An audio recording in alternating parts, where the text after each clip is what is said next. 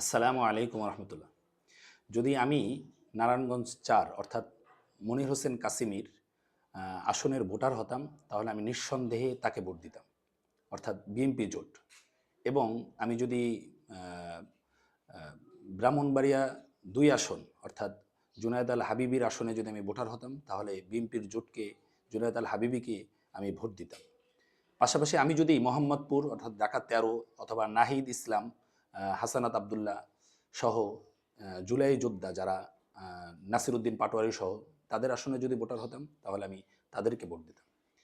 আমার সকলের প্রতি উদার আহ্বান থাকবে যে আমরা যে কয়জন তরুণ রাজনীতিবিদ পেয়েছি, ঠিক আছে, কেউ ভুলের ঊর্ধ্বে নয়, কিন্তু আমরা জুলাইয়ের ২৪-এর গণ অভ্যুত্থানের মধ্য দিয়ে আমরা নাহিদ ইসলাম, নাসিরউদ্দিন পাটোয়ারি, সার্জিস, হাসানাত আবদুল্লাহ, তারপর আখতার বাই সহ আমরা যে কয়জন যোদ্ধাকে পেয়েছি, তাদের আসনের সকল ভোটারদের প্রতি আহ্বান থাকবে যে আমরা তাদেরকে ভোট দিব। পাশাপাশি বিএনপির ভিতরেও আমাদের হুমাম কাদের চৌধুরী আছেন, বিএনপির ভিতরে মনির হোসেন কাসিমি, তারপর মজলুম জননেতা জুনায়েদ আল হাবিবি সহ যারা আছেন, আমরা মনে করি তারা সংসদে যাক।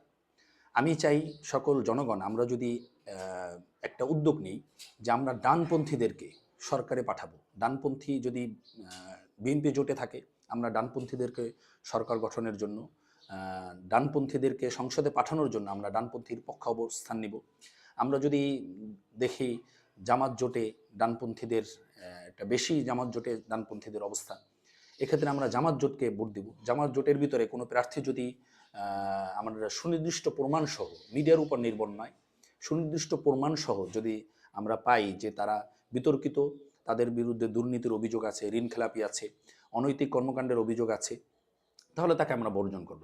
পাশাপাশি আমরা যদি একটা উদ্যোগ নিই, জনগণের পক্ষ থেকে, জনগণের তরফ থেকে একটা উদ্যোগ নেওয়া হয় যে আমরা আগামী সংসদ নির্বাচনে ডানপন্থীদেরকে, মধ্যপন্থী ডানপন্থীদেরকে আমরা সংসদে পাঠাবো, তাহলে আগামীর সংসদ হবে বাংলাদেশের জনগণের প্রকৃতপক্ষে জনগণের সংসদ, জনগণের প্রত্যাশার সংসদ এবং আধিপত্যবাদ মুক্ত ৫ বছর বাংলাদেশকে আমরা নিরাপদে আধিপত্যবাদ মুক্ত আমরা আমাদের দেশকে রাখতে পারবো ইনশাআল্লাহ।